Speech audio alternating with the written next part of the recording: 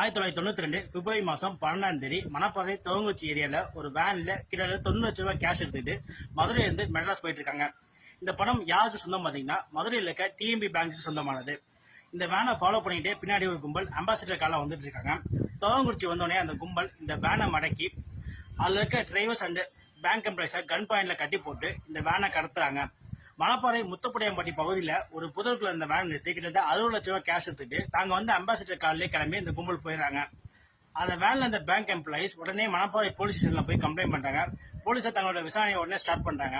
அப்ப இந்த bank employees என்ன சொல்றாங்கன்னா, இந்த வேனை கடத்தினவங்க மலையாளத்துல பேசுறாங்க சொல்றாங்க. அப்போ போலீஸ் அவர் முடிவுக்கு வராங்க. அதாவது இந்த கும்பல் கேரளா வந்து தமிழ்நாடு சேர்ந்த கும்பல் சொல்லிட்டு முடிவுக்கு வராங்க. முதல்ல மதுரையில ஒரு டிராவல் ஏஜென்ட் அரெஸ்ட் பண்றாங்க. அவர் கொடுத்த லீட வச்சு தமிழ்நாடு அண்ட் கேரளா பகுதியில பதுங்கி இந்த குற்றவாளியில போலீஸ் அரெஸ்ட் பண்றாங்க. இதுல முக்கியமான குற்றவாளி மும்பையில இருக்கிற தெரிஞ்சு மும்பை போய் தமிழ்நாடு போலீஸா அந்த குற்றவாளியை